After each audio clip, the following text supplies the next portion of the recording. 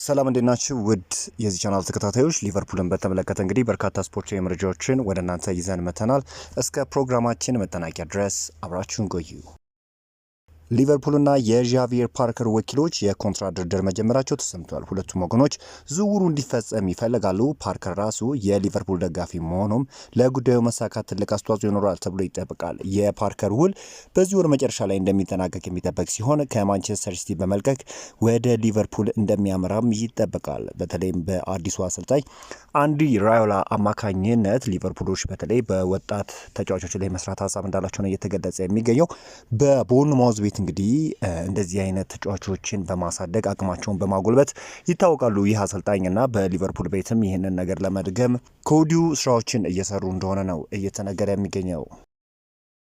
የሊቨርፑል ከ21 ዓመት በታች የክለቡ ግብ ጠባቂ ኤርሚን ፔክሲ ትላንትና ለሃንጋሪ ብሔራዊ ቡድን በአሰላለፉ ውስጥ ተቀይሮ በመግባት የመጀመሪያ ዓለም አቀፍ ጨዋታውን አድርጓል። በ61ኛው ደቂቃ ላይ ወደ ሜዳ የገባው ወጣቱ ግብ ጠባቂ ምንም ጎል ሳያስተናግድ ጨዋታውን ማጠናቀቅ ችሏል። ኤርሚን ፔክሲ በዚህ ሳምንት ለብሔራዊ ቡድን ከፍተኛ የእድሜ ክልል የመጀመሪያ ጨዋታውን ካደረገ አራት የሊቨርፑል ከ21 ዓመት በታች ተጫዋች አንዱ እንደሆነም ይታወቃልና ግብ ጠባቂ ራሱን በማጎልበት እንግዲህ ለዋናው ሊቨርፑል ቡድንም ያገለግላል ተብሎ ነው የሚጠበቀው።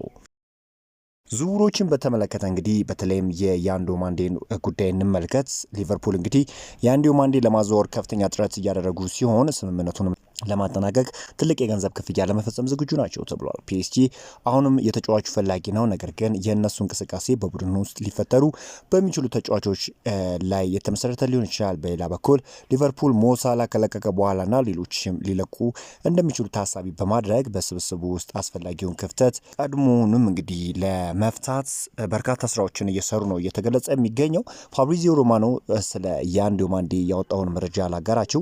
ተጫዋቹ በሊቨርፑልና በፒኤስጂ እየተፈለገ ይገኛል። ሁለቱም ክለቦች አሁንም በፉክክሩ ውስጥ አሉ። ሊቨርፑል ዝውውሩን እውን እንዲሆን ከፍተኛ ጥረት እያደረገና እየገፋበት እንደሚገኝም ተናግሯል። ለሊቨርፑል ዲዮማንዴ እንደ ቀዳሚ የዝውውር ኢላማ ይታያል ተብሏል። ክለቡ ስምምነቱን ለማጠናቀቅ ለተጫዋቹ ከፍተኛ የገንዘብ ክፍያ ያቀረበ ነው ተብሏል። በሌላ በኩል ፒኤስጂን ፍላጎት ያለውን ሲሆን ነገር ግን የእነሱ ሁኔታ በብራድሊ ባርኮላ፣ ጎንካሎ ራሞስ እና ካንክ ሊ የወደፊት እጣ ፈንታ ላይ የተመሰረተ ነው ተብሏል።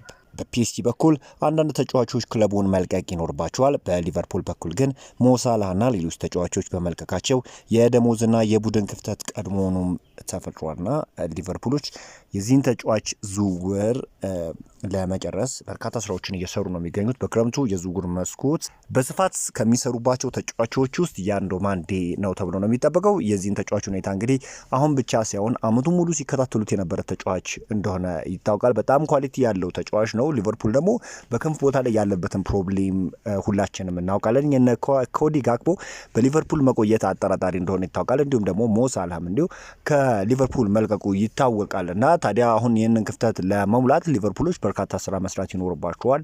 ያንዶ ማንዴ ደግሞ በሀገሩ አይቮሪ ኮስትም ሆነ በአርቢ ሌይፕዚግ ቤት እጅግ አስገራሚ እንቅስቃሴን ከሚያሳዩ ተጫዋቾች ውስጥ አንዱ ነውና ወደፊት ስታር የመሆን እድልም ይኖራል ተብሎ ይጠበቃል። በጣም ፖቴንሻል ያለው ተጫዋች ነው። በጣም ፓወር ያለው ተደጋጋሚ ሩጫዎችን የሚያደርግ ተጫዋች ከመሆኑም አንጻር ወደ ሊቨርፑል ቢመጣ እንግዲህ በክንፍ ላይ ያለውን ፕሮብሌም ያስታግሳል ወይም ይፈታል ተብሎ ነው የሚጠበቀውና ሊቨርፑሎችም በተጫዋቹ ሁኔታ ላይ ከፍተኛ ስራዎችን እየሰሩ እንደሆነ ነው እየተነገረ የሚገኘው።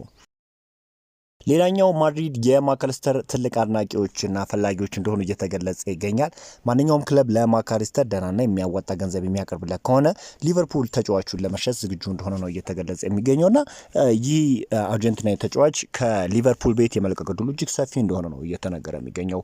በጣም ብዙ ጥሩ የሚባሉ ነገሮችን አድርጓል ከሊቨርፑል ጋር እንግዲህ የፕሪሚየር ሊግ ዋንጫ ማንሳቱም የሚታወቅ ጉዳይ ነውና በጣም ኳሊቲ ያለው ተጫዋች ነው።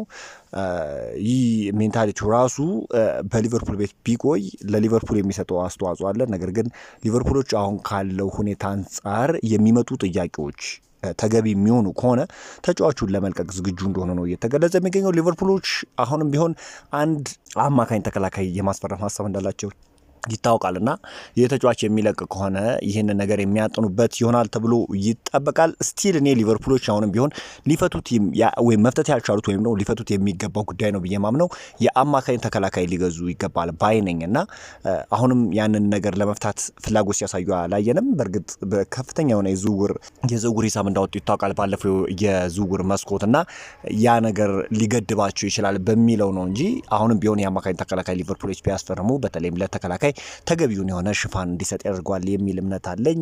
የማካሊስተር መልቀቅን ተከትሎ ግን ሊቨርፑሎች ይህንን ነገር ሊያጤኑበት ይችላሉ ተብሎ ነው የሚጠበቀው። ኮነር ብራድሊ አዲሱ የውድድር ዘመን ከተጀመረ ከጥቂት ጊዜ በኋላ ወደ ልምምድ ለመመለስ እያለመ እንደሆነ ታውቋል። ሊቨርፑል ከእሱ ጋር በተያያዘ ጥንቃቄ የተሞላበት አካሄድን ይከተላል ተብሎ ነው የሚጠበቀው። ሊቨርፑል የ2025/26 የውድድር ዘመን መጠናቀቁን ተከትሎ የፕሪሚየር ሊግ ተጫዋቾቹን ዝርዝር ይፋ አድርጓል። ቀደም ሲል እንደተገለጸው ኢብራሂማ ኮናቴ፣ አንድሪ ሮበርትሰን፣ መሐመድ ሳላና ሪስ ዊሊያምስ በዚህ ክረምት ከዋናው ቡድን የሚለቅ ይሆናል። እንዲሁም ከክለቡ አካዳሚ የሚከተሉት ወጣት ተጫዋቾች የውል ዘመናቸው በመጠናቀቁ ክለቡን ይለቃሉ ተብሎ ይጠበቃል። ካሪም መሐመድ፣ ኢማኑኤል አይሮቦማ፣ ጄምስ ባልጊዚ፣ ዲ ኦክሌ ካኖሬር፣ ጆሽ ዴቪድሰን፣ ቴርሰን ማይልስ እና ያኮብ አዲሱን የስራ ምዕራፍ ለመጀመር ዝግጅት ላይ ናቸው ተብሏል። የክለቡ አስተዳደርና ሁሉም የቡድን አባላት ተጫዋቾቹ ለክለቡ ላበረከቱት አስተዋጽኦ ምስጋናቸውን እያቀረቡ ለቀጣይ የስራ ዘመናቸው መልካም ምኞታቸውን ገልጸዋል። በሌላ በኩል ደግሞ ለሚከተሉት ተጫዋቾች አዲስ የውል ቅናሽ ቀርቦላቸዋል። ፔሬንሲሴ፣ ካይሮል፣ ካይል አፎላሚና እንዲሁም ደግሞ ማቲዩ አዲስ የውል ቅናሽ የቀረበላቸው እንደሆኑ ይታወቃሉ።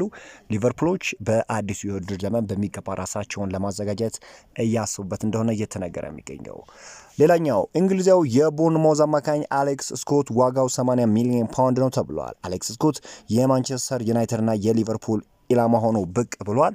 ሁለቱም ክለቦች በሚባል ሁኔታ የተጫዋች ሁኔታ እየተከታተሉት ነው። ቦርንማውዝ ታዲያ ለአሌክስ ስኮት ያቀረበው አዲስ የውል ቅናሽ ተጫዋቹ ከፈለገ ውሉን ማቋረጥ የሚችልበት ወይም ከክለቡ መውጣት የሚችልበት ሪሊዝ ክሎዝ ለማካተትም እድል ይዟል ተብሏልና የዚህን ተጫዋች ሁኔታ ሊቨርፑሎች በሚገባ እየተከታተሉት ይገኛሉ። በተለይም አዲሱ አሰልጣኝ አንዲ ራዮላ ወደ ሊቨርፑል መከተመን ተከትሎ ተጫዋች ወደ ሊቨርፑል የሚያቀናበት እድል እጅግ ከፍተኛ ነው ተብሎ ነው የሚጠበቀው። በጣም ኳሊቲ ያለው ከኳስ ጋር ኮንፈርት የሚሰማው ለአንዲ ራዮላ ጨዋታም አመቺው ተጫዋች እንደሆነ ይታወቃልና የዚህን ተጫዋች ሁኔታ ሊቨርፑሎች በሚገባ እየተከታተሉት ይገኛሉ። አዲስ የሚፈጠር ነገር ከሆነም አብረን የምንመለከት ይሆናል። ይህንን ቻናል ሰብስክራይብ እንዲሁም ቪዲዮዎችን ላይክ በማድረግ በርካታ ስፖርታዊ መረጃዎችን ማግኘት ትችላላችሁ። በዛሬው ዕለት ሊቨርፑልን የተመለከቱ ስፖርታዊ መረጃዎች ይህን ይመስላሉ። በአዳዲስ ስፖርታዊ መረጃዎች እስክንገናኝ መልካም ተመኘው።